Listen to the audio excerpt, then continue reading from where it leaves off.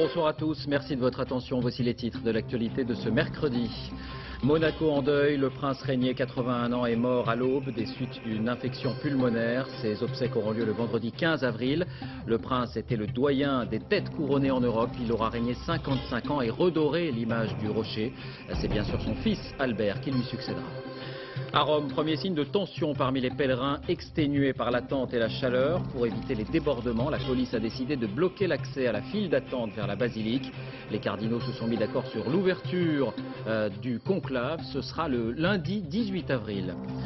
En France, une décision de justice qui impose l'égalité homme-femme. La société IBM a été condamnée à verser 110 000 € de réparation à une salariée qui s'estimait défavorisée par rapport à ses collègues masculins.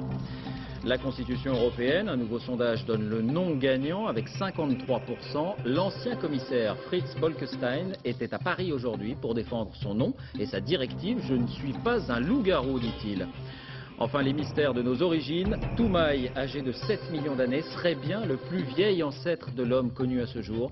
C'est ce que montrerait son crâne reconstruit en 3 dimensions et présenté aujourd'hui. La querelle scientifique se poursuit néanmoins. C'est donc au réveil ce matin que les Monégasques ont appris la mort de Régnier. On s'y attendait car les médecins ne croyaient plus à sa rémission depuis plusieurs jours. La principauté est entrée dans une période de deuil. Zinzine Boudaoud, Bruno Vignet. Pas de fanfare aujourd'hui pour la relève de la garde, rythmée par les seuls tambours enveloppés de tissu noir. La principauté de Monaco est en deuil, son souverain s'est éteint ce matin. Sur le palais princier, le drapeau est en berne, les Monégasques ont appris la triste nouvelle au lever du jour. L'heure est à la douleur et chacun ici se sent orphelin tant la principauté a été marquée par son empreinte au cours des 56 années de son règne. Le prince Régnier III de Monaco a succombé au centre cardio-thoracique à 6h35 ce matin. L'aumônier du palais a béni le souverain monégasque sur son lit de mort. Jusqu'au bout, Bernard Barcy, l'archevêque de Monaco, voulait croire à un miracle. Nous espérions secrètement, même si nous savions que le prince était gravement malade, nous espérions qu'il puisse en sortir. Il a tellement lutté, il est sorti de plusieurs fois de graves épreuves de santé. Donc nous avions un léger espoir, mais donc aujourd'hui c'est une grande peine. Hier, Albert, encore régent de la principauté, et la princesse Caroline assistaient à une messe à la mémoire du pape Jean-Paul II en la cathédrale de Monaco. La princesse Stéphanie n'était pas là. Depuis l'aggravation de l'état du prince Régnier, elle n'a guère quitté son chevet. Le 20 janvier dernier, lors du festival du cirque de Monaco, le prince, déjà malade, s'était ému aux larmes d'une ovation du public, dernier hommage des Monégasques à leur souverain. Les Monégasques qui pourront lui rendre hommage à partir de lundi. Ils ont accueilli la nouvelle avec chagrin, avec discrétion aussi. Nathalie Jourdan, Frédéric Cerulli. Leur prince est mort. Dès l'annonce du décès, les Monégasques en pleurs se sont naturellement dirigés vers le palais pour partager leur chagrin, pour se réconforter. Je suis citoyen monégasque aussi, ça fait 58 ans que je suis né à Monaco-Ville, tout, et c'est vraiment tragique. C'est un type qui a fait énormément. Et qu'est-ce que vous voulez? Il a fallu qu'il parte lui aussi. On se l'attendait parce qu'il était bien malade, mais ça fait de la peine quand même.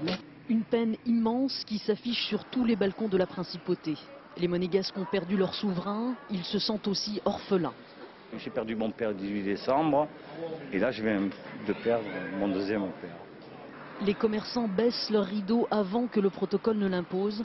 Les casinos sont fermés, les festivités sont annulées, le deuil a commencé. Monaco pleure son patron, celui qui a fait d'un village un État connu dans le monde entier, un pays où il fait bon vivre. On nous doit beaucoup, hein. On nous doit une vie agréable, il n'y a pas de chômage, il n'y a pas de gens qui quêtent dans les rues comme quand je vais quelquefois pas loin de Monaco. Une nouvelle ère va commencer pour la principauté, mais aujourd'hui, ce sont 55 ans de règne qui s'achèvent dans la tristesse et la gratitude. C'est à Régnier que Monaco doit aujourd'hui son rayonnement. Il avait accédé au trône en 1950 à 26 ans. Une vie jalonnée de drames et de rebondissements. Thierry Curtet, Francis Forget. Régnier III, prince de Monaco, duc de Mazarin, baron de la Lutinière, un tout petit aperçu des titres de la plus vieille famille régnante du monde. 7 siècles que les Grimaldi ont conquis le rocher. Il règne depuis 7 ans lorsqu'il épouse une princesse d'Hollywood. Le mariage avec Grace Kelly symbolise l'instant où la principauté rentre dans l'ère moderne. Le micro-État de moins de 2 km² vit alors des casinos et des hôtels de luxe.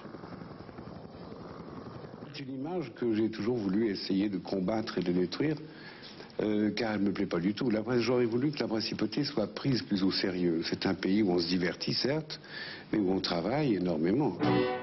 Il veut faire de Monaco une place financière.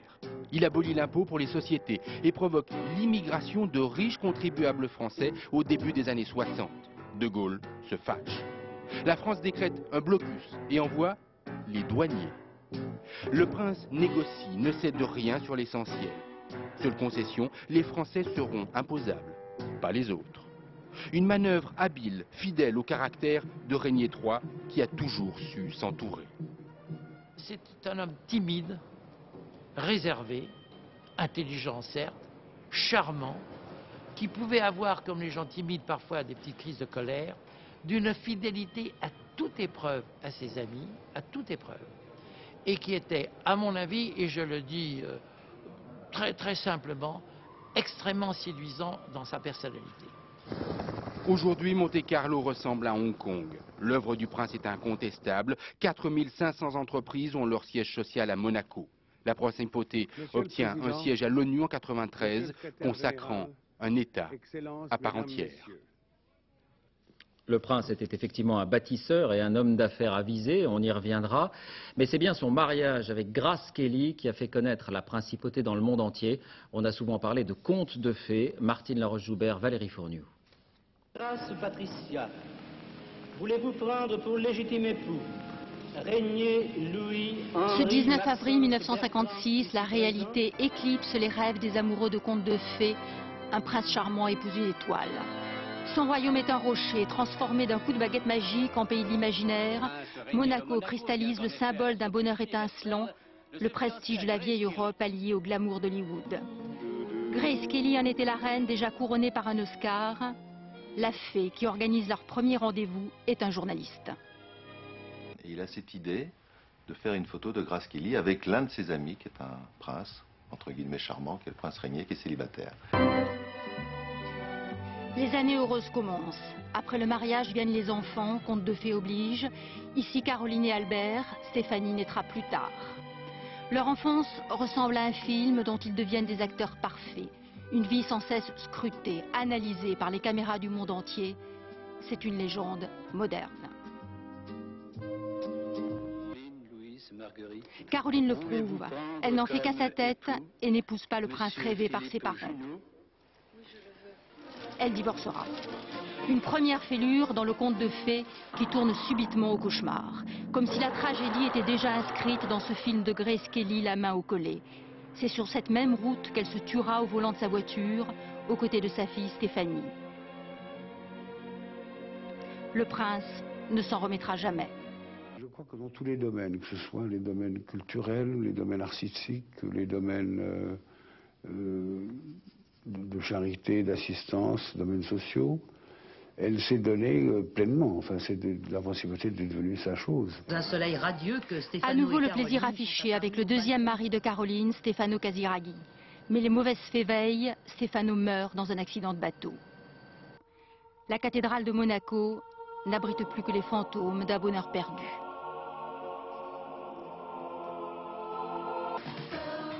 Stéphanie, toujours bouleversée par la mort de sa mère, enchaîne les mariages, mais en digne fille de prince, continue de valser. Les bals sont les chapitres obligés des contes de fées. Le prince Régnier tentera jusqu'au bout de poursuivre le rêve. En direct avec nous, Yasmina Farber. Bonsoir Yasmina. Les obsèques auront donc lieu le 15 avril, dans moins de 10 jours. Oui David, les obsèques auront lieu vendredi prochain, dans 9 jours exactement, à midi, en la cathédrale de Monaco. Avant cette date, ce sont 3 jours de deuil qui sont réservés aux enfants du prince. Ils pourront se recueillir et rendre hommage à leur père dans le palais princier, là où a été transférée ce matin la dépouille du prince Régnier. Ensuite, la chapelle palatine, là aussi à l'intérieur du palais, sera aménagée en chapelle ardente. Comme le veut la tradition à Monaco, on peut venir se recueillir sur la dépouille du prince qui sera exposée. Lundi, ce sont les officiels qui pourront venir lui rendre hommage. Mardi et mercredi, ce seront les habitants et les résidents de Monaco qui pourront eux aussi se recueillir dans cette chapelle ardente. Et Yasmina, y aura-t-il une cérémonie de couronnement pour le prince Albert ? Alors ce couronnement, cette cérémonie, ce n'est pas pour tout de suite. Il faudra attendre au moins 3 mois de période de deuil décernée aux enfants princiers. Donc normalement pas avant le 6 juillet prochain. Mais ce matin, à 6h35, à l'heure du décès, le prince héréditaire Albert est devenu très officiellement le prince Albert II, souverain de Monaco. Merci Yasmina. Albert a 47 ans, longtemps dans l'ombre de son père. Il a souvent été décrit comme trop gentil. Il a cependant commencé à s'affirmer ces dernières années en s'impliquant davantage dans la marche des affaires. Portrait signé Bruno Ledreff. À Monaco, la population a fait connaissance avec le jeune prince Albert. Ce matin de mars 58, comme dans un conte de fées, la famille Grimaldi offrait un héritier à ses sujets. Mais quels faits se sont penchés sur le berceau de ce garçon sage et effacé, petit. Contrairement à ses déjà turbulentes sœurs, il fait docilement l'apprentissage du métier. Adolescent, il remplit les obligations des familles régnantes et a peine 16 ans lorsque son père l'initie aux subtilités du développement immobilier du Rocher. Je crois qu'il voit ça justement comme un métier, comme quelque chose qu'il faut faire aussi bien que possible. Touché par la baguette magique de la fée sport, il goûte l'effort physique. Aviron, rallye, bobsleigh, il gagne rarement, mais participe toujours avec enthousiasme. Et la fée mariage heureux, quel sort a-t-elle donc jeté? Car si on le voit au bras de quelques-unes des plus belles femmes du monde, on doit constater qu'il n'a toujours pas trouvé escarpin à son pied. Bien sûr, je pense que le mariage arrivera un jour, mais il ne faut pas précipiter les choses. Et il ne faut pas me bousculer. Ne pas le bousculer, car il est sérieux, le prince Albert. La fée politique s'est bien penchée sur lui. Conformément à la charte de l'organisation. Et c'est lui que son père envoie à la tribune de l'ONU en mai 93, lorsque Monaco en devient le 183e État membre. Président de la Croix-Rouge monégasque, il voyage beaucoup. Le voici au Sri Lanka, touché par le tsunami. Aujourd'hui, le prince régnier s'est effacé. À 47 ans, le prince Albert a vu son jour venir. Le prince Albert qui va prendre en main les destinées d'une principauté qui se porte bien, on l'a dit. Quelques points de repère tout de même. Monaco est un État microscopique d'1 kilomètre sur 2 qui compte 32 000 habitants, mais davantage encore de salariés, 41 000. Il n'y a quasiment aucun chômeur et là-bas on ne parle pas de produit intérieur brut, mais de chiffre d'affaires. 9 milliards d'euros en 2003, c'est, écoutez bien, 200 fois plus qu'il y a 30 ans. Le prince régnier en a fait une place économique et financière solide, mais souvent critiqué pour son opacité. Olivier Caroff. L'image colle au rocher comme un bijou trop clinquant, la patrie du luxe ostentatoire, de l'argent facilement gagné et futilement dépensé. En réalité, le Monaco d'aujourd'hui n'a plus grand-chose à voir avec ces images des années 50. Le casino, la fameuse société des bains de mer, propriété de l'État monégasque, représente moins de 5% des revenus de la principauté. En 30 ans, Régnier a pratiquement multiplié par 20 le chiffre d'affaires de Monaco. Une croissance phénoménale à l'image de ses immeubles. Année après année, une nouvelle ville semble sortir des flots. Bureaux, commerces et même industrie de précision, pas un mètre carré n'est perdu. Dans quelques années, le prince Albert pourra inaugurer l'ultime projet de son père. Une immense zone d'activité protégée par cette digue géante spécialement conçue pour Monaco. Mais Monaco a une autre spécialité, les banques. Elles aussi ont poussé un peu partout. 65 établissements et dans les coffres 45 milliards d'euros, cela fait beaucoup pour un pays de 30 000 habitants. En 99, quelques députés français s'en étaient émus. Ils dénonçaient Monaco comme un paradis fiscal, peu regardant sur l'origine des fonds. La principauté avait protesté, mais depuis ce rapport parlementaire, elle communique plus volontiers sur la lutte anti-blanchiment. Voici donc l'héritage du prince Albert, une vitrine fragile, mais aussi une puissance économique et financière. Qu'en fera-t-il? On lui prête l'intention de tourner la principauté vers l'humanitaire et la diplomatie, sans renoncer à la quête de nouvelles richesses.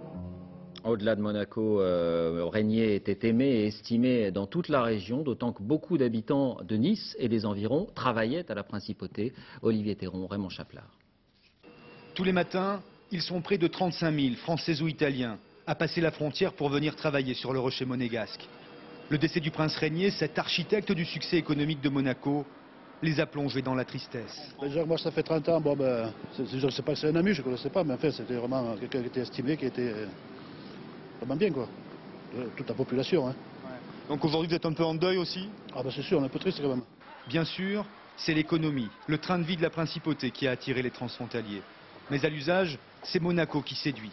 Véronique Aslanian a acheté une pharmacie il y a 10 ans. Pour elle, l'identité de Monaco, c'est avant tout l'œuvre de Régnier. Il a donné aux gens la possibilité de se construire une identité. Les gens ont très vite compris qu'ils pouvaient faire beaucoup de choses ici en Principauté. Et ils ont fait de grandes choses, bien sûr tout le développement immobilier, ça on ne peut pas le nier, et tout le développement culturel, pour nous c'est extrêmement important. Valérie Bossali travaille dans un magasin de haute couture. Elle aussi est française, mais elle aussi porte le deuil.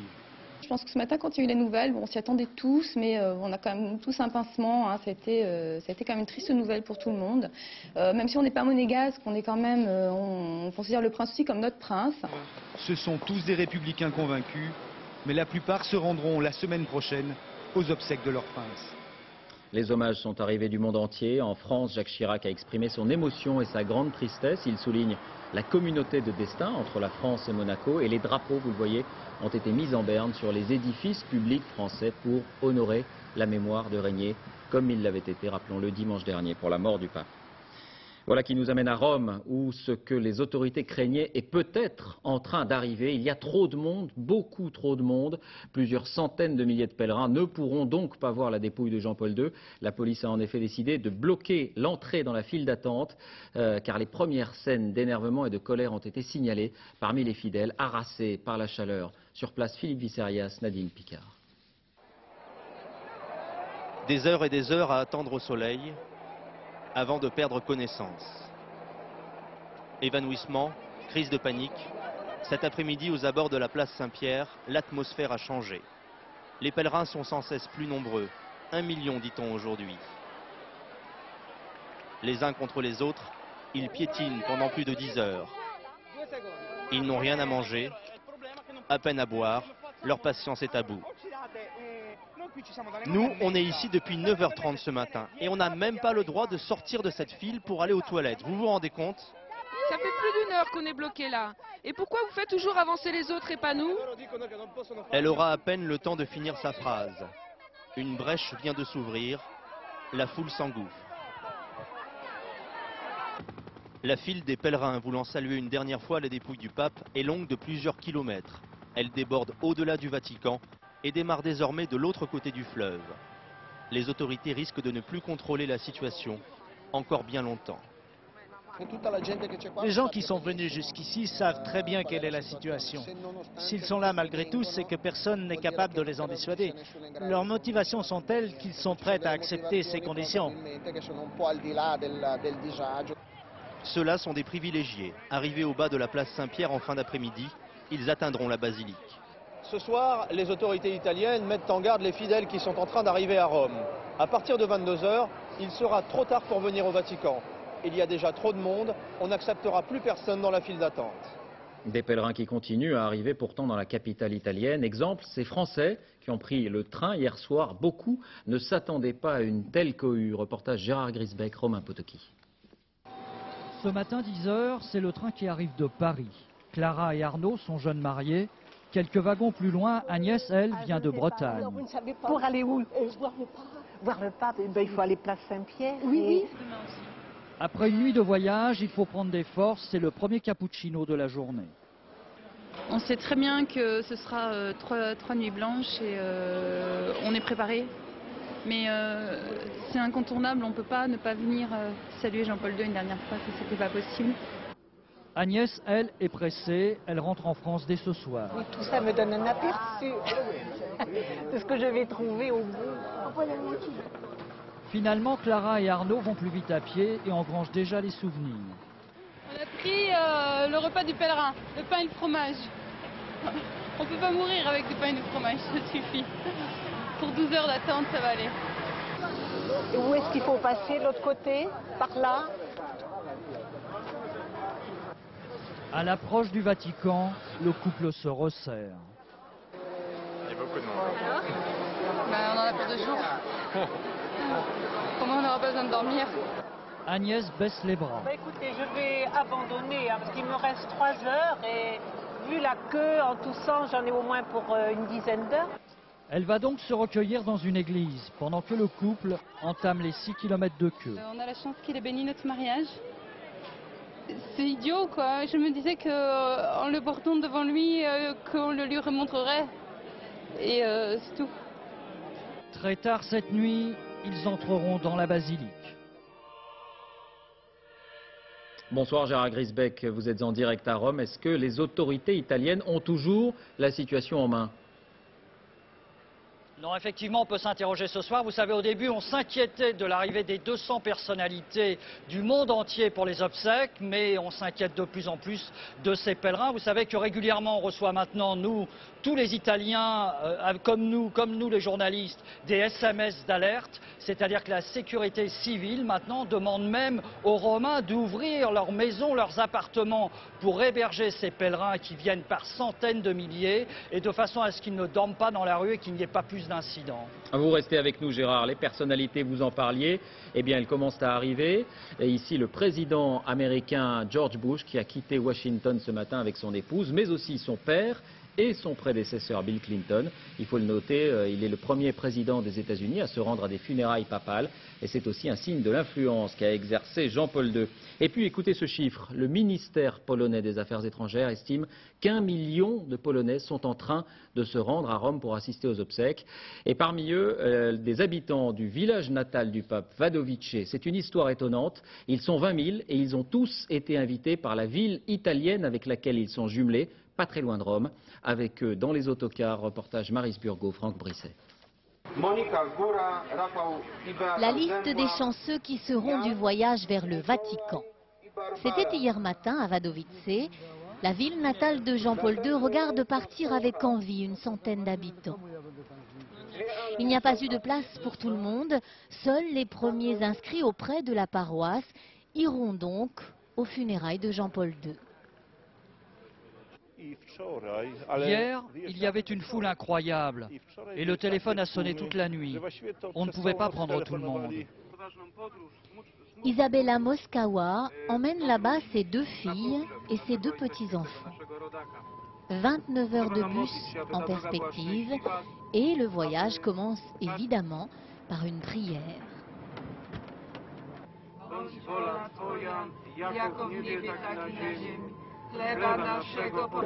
J'ai toujours rêvé d'aller voir Jean-Paul II en famille. Je ne pensais pas y aller dans ces conditions, mais entouré de ceux que j'aime, je pense que ça va bien se passer. Ils vont traverser la République tchèque, l'Autriche, puis l'Italie. Une longue nuit, sans sommeil ou presque, suivie d'un magnifique lever de soleil sur les montagnes des Dolomites, après la frontière italienne. Dans le bus, on chante et on se raconte des histoires toujours liées à la jeunesse du pape à Wadowice. Cet homme explique avec fierté que son père, cordonnier à Wadowice, a fabriqué des chaussures pour Jean-Paul II quand il était jeune. Quelques rares pauses, et c'est enfin le village de Carpineto Romano, à 50 km de Rome. Ici aussi est né un pape en 1818, c'était Léon XIII, et c'est à cause de ce point commun que les habitants d'ici ont invité ceux de Wadowice. Ils vont les accueillir dans un couvent, mais en fait, ces Polonais de Wadowice ne songent qu'à filer vers le Vatican. Après s'être un peu reposés dans ce petit village, les habitants de Wadowice partiront ce soir pour Rome. Et ils passeront la nuit dans la file d'attente pour pouvoir s'incliner devant le corps du pape. Mais ça risque donc d'être trop tard. Et je vous le disais, ce flux est continu. Les informations sur cette affluence record n'ont pas découragé tout le monde, y compris en France, dans les gares parisiennes. Reportage François-Julien Piednoir, Marie-Pierre Cassignard. À l'entrée des wagons, quelqu'un va pointer votre nom pour être sûr que vous soyez là. C'est la ruée vers Rome. Les jeunes chrétiens et les moins jeunes se sont arrachés les 800 places disponibles d'un train spécial de la communauté d'Emmanuel. Comment ça, je peux prendre une couchette ou pas là? Juste quand vous êtes inscrite. Quand vous n'êtes pas inscrite au départ, il faut aller vous rendre là-bas. Encore faut-il avoir réservé sa place sur Internet. Tout est parti en 24 heures. vais payer sans ta conso. D'accord. Ça vaut le coup? Ah ouais, carrément. Oui. Pourquoi? Parce que c'est le pape. On s'est décidé mardi en fait. Et du coup on a cours parce qu'on est à la fac toutes les deux et du coup tant pis on loupe les cours mais bon c'est pas grave. Vous allez sécher alors? Bah oui. Avant même de partir, on achète les premiers souvenirs. Sur le dos du pèlerin, sa foi et son sac de campeur. Duvet, de quoi manger et puis quelques pulls de rechange parce que bon au cas où on est froid. Ça va être de 3 étoiles sur place, ça va être comment votre avis? Ça va être complètement l'arrache. On est deux. Ah, c'est la super aventure, c'est génial, c'est top. Une aventure, un pèlerinage qui devrait les mener à Rome, arrivé 14 h demain, en terre promise. À Rome, où on retourne tout de suite retrouver Gérard Grisbeck. Gérard, autre information de la journée, les cardinaux réunis pour la 3e fois ont fixé, ça y est, la date du conclave pour désigner le successeur de Jean-Paul II. Il commencera le 18 avril. Oui, il commencera le matin du 18 avril par une homélie d'un prélat devant tous les cardinaux dans lequel le prélat donnera le profil dont a besoin l'Église aujourd'hui. Et puis les cardinaux rentreront en conclave dans la chapelle Sixtine. Ils doivent être officiellement 117, âgés de moins de 80 ans, mais on sait déjà qu'ils seront sans doute 115, peut-être même un peu moins. Il n'y aura pas le Philippin qui est malade, le cardinal Sin. Il n'y aura pas non plus le cardinal Humes, le Brésilien, qui est malade. Et là, c'est un peu plus ennuyeux parce que le cardinal Humes est un des favoris de cette élection. S'il devait être élu, on se demande aujourd'hui comment on pourrait le prévenir dans la mesure où personne ne doit communiquer avec l'extérieur. Merci Gérard. Et l'une de nos équipes a pu entrer à l'intérieur du Vatican. Elle a rencontré l'un de ceux qui sera en permanence aux côtés des cardinaux au moment de leur délibération. Reportage Jacques Cardoz, Guillaume Fautra. Derrière la basilique Saint-Pierre, l'intérieur de la cité du Vatican. 1500 citoyens y vivent à longueur d'année. Parmi eux, l'un des 14 confesseurs nommés par le pape, le père Isidore Gatti. Il ne reçoit dans ses appartements qu'il partage avec d'autres frères. En tant que confesseur, il a le privilège d'assister les cardinaux durant le conclave qui désignera le prochain pape. C'est un événement historique et pour moi c'est la première fois de ma vie ici au centre du Vatican. Donc émotion sur émotion. Logés dans ce bâtiment durant la durée du conclave, les cardinaux devront traverser ce jardin chaque matin et chaque soir avant de rejoindre la chapelle Sixtine. Parmi leurs 4 confesseurs, le père Gatti. Nous ne devons ni parler, ni révéler après ce que nous avons vu ou entendu. Ni avoir dans la maison, ni la télévision, ni l'internet, ni les portables, ni les journaux. Lorsqu'il regarde l'armoire de ses souvenirs, le père Gatti nous montre le rosaire que lui a offert Jean-Paul II. C'est avec celui-ci qu'il accomplit la 2e tâche qui lui incombe, prier aux côtés de la dépouille du pape. Il se souvient alors de ses derniers mots. Quelques heures avant sa mort, pour les jeunes, je vous ai cherché. Vous êtes venus et je vous remercie. Pour le père Gatti, passé les moments de tristesse, le Vatican ressent ces jours-ci un vide, mais aussi une joie que la mort ait délivré le pape de ses souffrances. Ce qui est étonnant lorsqu'on est ici à l'intérieur de la cité du Vatican, c'est ce calme, cette sérénité qui y règne, et ce malgré les nouveaux événements historiques que s'apprêtent à vivre les habitants de cet État. Et pour refermer ce chapitre, on l'a déjà dit, le successeur de Jean-Paul II dirigera une église qui a retrouvé sa fierté, mais dont les difficultés sont bien réelles. Elle doit faire face à la crise des vocations, mais aussi, par exemple, à la montée en puissance des mouvements pentecôtistes ou évangéliques, notamment dans l'hémisphère sud. Samassoula, Mélissa Montero. Le bagne est un des plus redoutés du Brésil. Ces détenus sortent tout droit des favelas les plus rudes de Rio. Ce désespoir, c'est le vivier idéal pour les prédicateurs évangélistes en quête d'âmes perdues à convertir, l'occasion de gagner du terrain sur ces terres de catholicité. Je vous parle d'un Dieu qui a le pouvoir de vous faire sortir d'ici. Pour convaincre semaine après semaine, l'office devient spectacle. Regardez comment le pasteur va expulser de ce prisonnier le démon de la cocaïne. Le bien a triomphé sur le mal, la mise en scène a convaincu.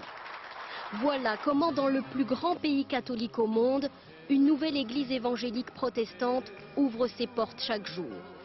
Néo-pentecôtistes, méthodistes, baptistes, ces églises défendent une société conservatrice.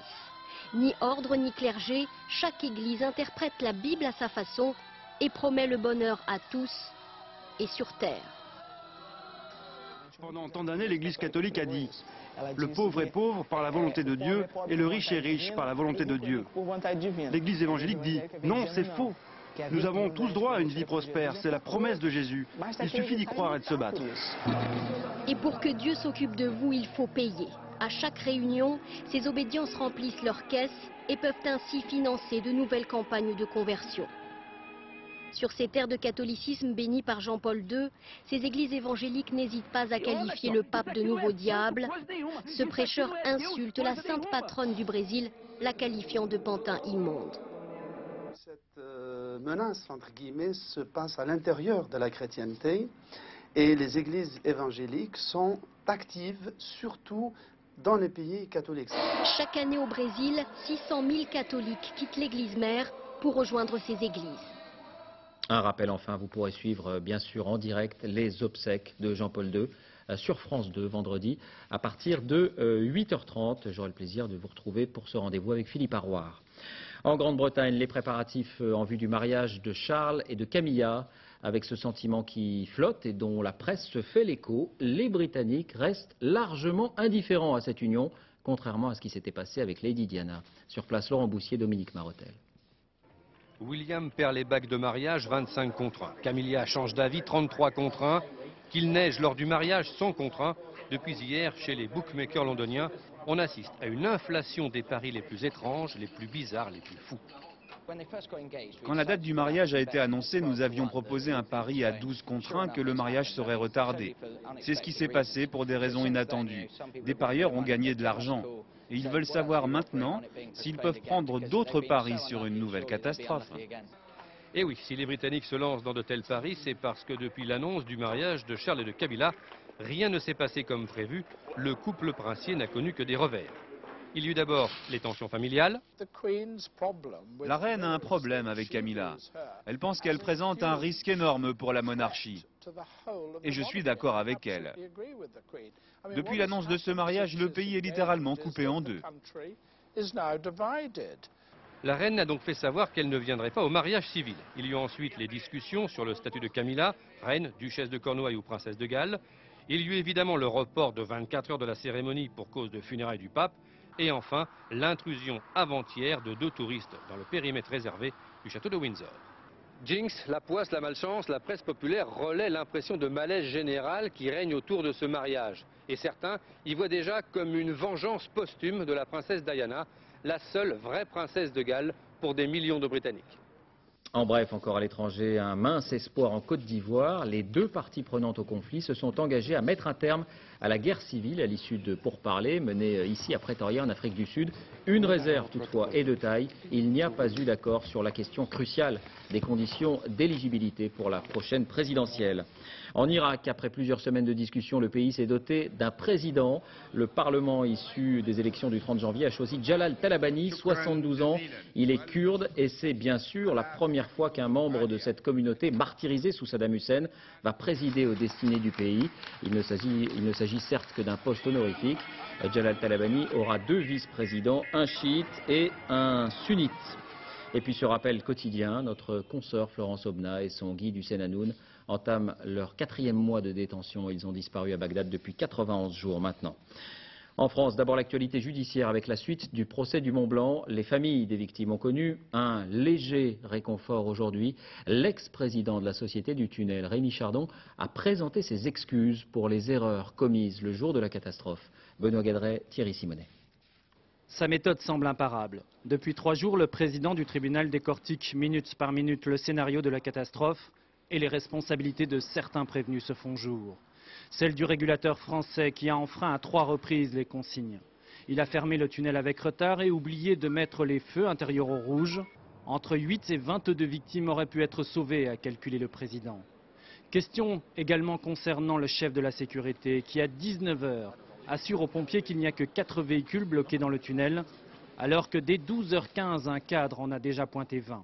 Sur les bancs des parties civiles, les familles sont atterrées. Je n'ai jamais cru à des condamnations de prison ferme. Mais avec tout ce qu'on a entendu aujourd'hui, je serais plutôt scandalisé qu'il n'y en ait pas. Les débats sont tels que pour la première fois depuis 6 ans, le président de la Société du Tunnel, Rémi Chardon, lâche ses collaborateurs. J'apprends, comme beaucoup de ceux qui sont ici, des choses que j'ignorais parce qu'elles ne m'avaient pas été rapportées, parce que mon attention n'avait pas été appelée sur elles. Il y a eu des dysfonctionnements, il y a eu des erreurs, il y a eu des insuffisances. Rémi Chardon, c'est le Richard Virenque de l'étape. On lui aurait tout caché. On ne lui a rien dit. Il découvre les choses à l'audience. Le procès vient de connaître un tournant. Chacun semble vouloir désormais jouer sa partition, ce qui, selon le procureur, ne peut que contribuer à la manifestation de la vérité. Économie avec d'abord ce chiffre paradoxal. Le déficit de la sécurité sociale pour 2004 a été rendu public aujourd'hui. 12 milliards d'euros. C'est énorme, c'est même du jamais vu, mais c'est 2 milliards de moins que ce qu'indiquaient les prévisions. Explication, les recettes de l'assurance maladie sont plus importantes que prévu et la hausse des dépenses de santé a ralenti. À propos d'économie, cette décision judiciaire qui impose l'égalité homme-femme, la société IBM a été condamnée à verser 110 000 euros de réparation à une salariée qui s'estimait défavorisée par rapport à ses collègues masculins du même niveau. Hélène Vergne, Frédéric Guibal. C'était en mars 2003. Florence Buscaille obtenait réparation face à son employeur, la société IBM. À l'époque, comme agent de production, elle gagnait par mois 600 euros de moins que ses collègues masculins, à compétences et diplômes identiques. Un cas de discrimination sexiste évident. Je demande simplement qu'il y ait une reconnaissance et que ces discriminations qui existent malheureusement au point de vue salarial et au point de vue carrière, qui touchent toutes les femmes dans toutes les catégories et dans toutes les branches de l'industrie ou dans le commerce, ça évolue un petit peu et qu'il y a un peu moins de différence entre les hommes et les femmes. 2 ans plus tard, dans la même affaire, IBM est à nouveau condamné et devra verser 110 000 euros de réparation à Florence Buscaille. La société l'avait bien promu cadre en 2003, mais avait négligé d'augmenter son salaire. Une bataille de remporter, mais la question de fond n'est pas réglée. Derrière Madame Buscaille, malheureusement, il y a beaucoup de femmes qui sont dans une situation comparable, qui, elles, n'auront sans doute pas ni les forces ni les ressources d'engager des procès. Quant aux salariés de l'entreprise, ils condamnent toute distinction homme-femme. J'ai travaillé plusieurs fois avec elle. Et je pense que c'est une bonne chose qu'elle soit rétablie dans ses droits. On réclame l'égalité homme-femme, c'est normal qu'ils aient droit au même salaire, que ce soit compétence égale, salaire égal. La direction d'IBM n'a pas souhaité commenter la décision de justice, elle dispose d'1 mois pour faire appel. La campagne du référendum sur la Constitution européenne, le non est à nouveau annoncé en tête dans un sondage. Selon TNS Sofres pour RTL Le Monde LCI, 53% des interrogés refusent, se déclarent prêts à voter non pour cette Constitution. 47% se prononcent pour. Et c'est dans ce contexte que Fritz Bolkestein a passé sa journée à Paris aujourd'hui. L'auteur de la très controversée directive qui porte son nom est venu la défendre. Il ne comprend pas la levée de bouclier qu'elle a suscitée en France. Stéphane Despinois, José Boulestex. Son nom a déclenché la polémique de la campagne du référendum en France. Il est pourtant arrivé incognito hier à Paris. Le très libéral Fritz Bolkestein a même utilisé les services publics à la française pour effectuer son premier déplacement dans la capitale. L'ex-commissaire arrive avec un plan de communication bien réglé. On le dit têtu et rigide. Démonstration. On vous présente comme un ultra-libéral. Qu'est-ce que vous répondez ? Ce matin, c'était la bousculade autour de l'ex-commissaire européen. Fritz Bolkestein explique que sa directive n'est pas synonyme de dumping social. Elle permet à une nounou tchèque ou à un plombier polonais de venir travailler en France selon les règles sociales de leur pays d'origine. Non sans humour, il explique que la France n'a pas à avoir peur. Il n'y aura pas de tsunami de plombiers polonais qui viendront en France. Moi, j'ai une résidence secondaire dans le nord de la France, près de Maubeuge. Moi, je voudrais bien que des plombiers polonais se présentent pour faire du travail, parce que c'est très difficile de trouver un électricien, un plombier, où j'habite dans le nord de la France. En peu de temps, Fritz Bolkestein est devenu l'épouvantail libéral, capable de faire gagner le non au référendum. Pourtant, il enfonce le clou, sa directive n'est pas enterrée. Elle n'est pas abandonnée alors? Non, non, non, pas du tout. Non, non, moi qui dis ça? Ah, je sais pas. Non, non, non, la directive reste sur la table, a été adoptée par la Commission européenne à l'unanimité. Fin du marathon médiatique. Que la fameuse directive soit ou non abandonnée, le néerlandais aura en tout cas réussi à s'inviter dans la campagne du référendum français. En bref, sachez que l'UMP va rembourser la mairie de Paris pour les emplois fictifs du RPR, près de 900 000 € pour couvrir la rémunération de 6 employés qui travaillaient en fait pour le parti gaulliste. Les faits remontent au début des années 90. Pour l'équipe de Bertrand Delanoë qui a annoncé elle-même la nouvelle, on ne pouvait espérer mieux. Fin de citation. De nouvelles images de l'A380. Hier, nous vous montrions l'intérieur sur une maquette. Eh bien, aujourd'hui, l'avion géant a été transféré du hall d'assemblage vers le service des essais en vol où il subira les derniers préparatifs. Patrice Pellet, Olivier Combe. Voir évoluer l'A380, un spectacle impressionnant. Cet après-midi, le géant des airs a quitté la zone d'assemblage pour être acheminé vers une autre partie de la société Airbus, la zone des essais. Un trajet de 3 km qui a quand même duré 40 minutes. Tracter 550 tonnes n'est pas une mince affaire. À partir de demain, cet ingénieur aura la responsabilité des essais au sol, indispensables avant le premier vol. Les tests effectués se répartissent sur l'ensemble de l'avion. Ce qu'on va faire, c'est qu'on va faire tourner les moteurs qui, pour le moment, n'ont jamais tourné après avoir été installés sous l'aile. Et puis on va faire des roulages pour vérifier les systèmes de freinage et vérifier si l'avion se pilote aisément, au moins au sol. Le travail ne va pas manquer. 6000 paramètres vont être validés. Tous doivent correspondre au cahier des charges de l'A380 qui, dans sa version charter, pourra emporter jusqu'à 800 passagers. Si les essais au sol se déroulent correctement, le premier vol historique de l'A380 pourrait avoir lieu dans peu de temps, c'est-à-dire vers le 22 avril.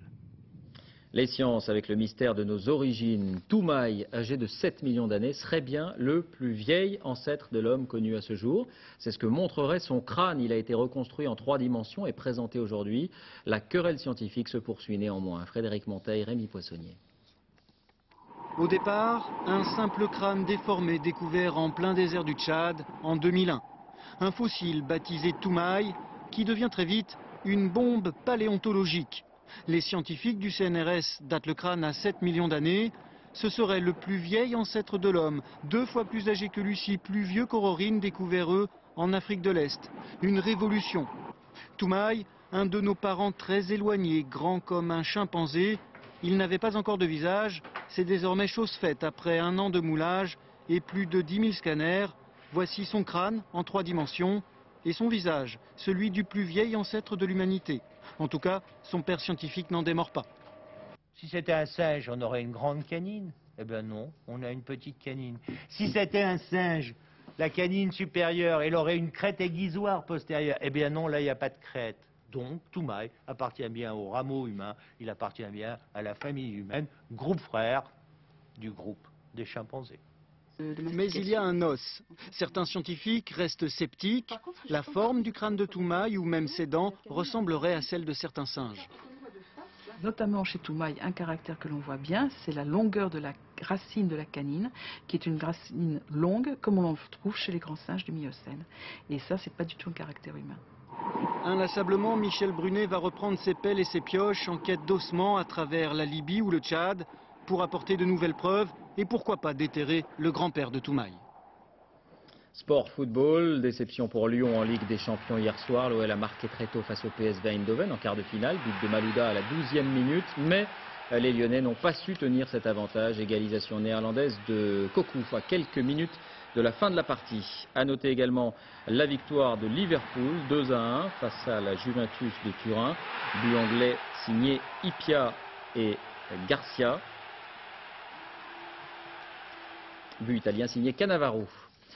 L'actualité des médias, Jean-Jacques Ayagon a été nommé PDG de TV5. L'ancien ministre de la Culture a été désigné à l'unanimité des membres du conseil d'administration. Il succède à Serge Haddad. La chaîne francophone, rappelons-le, est présente sur les 5 continents. France 2 est l'un de ses partenaires. Et vous êtes d'ailleurs nombreux à suivre ce journal à l'étranger grâce à elle. Enfin, la disparition d'un géant de la littérature américaine, Saul Bellow, auteur de Herzog et de Ravelstein, entre autres. L'écrivain avait reçu le Nobel en 1976. Saul Bellow avait 89 ans. C'est la fin de ce journal, merci de l'avoir suivi. Tout de suite la météo, Isabelle Martinet. 21h, Madame le Proviseur avec Eva Darlan. 1h-5, dernier journal, Jean-Claude Renaud. 1h25, démo de minuit, Philippe Lefebvre. Dès 6h30, Télématin autour de William Lémergie. On se quitte sur une autre image étonnante de dévotion à Jean-Paul II. Ses prières aux Philippines, les fidèles se recueillent devant une papamobile. La voiture blindée avait été utilisée par le pape lors des JMJ de 1995 à Manille. Elle est exposée dans une église de la ville. Un portrait du souverain pontife a été placé sur l'un des fauteuils. À demain.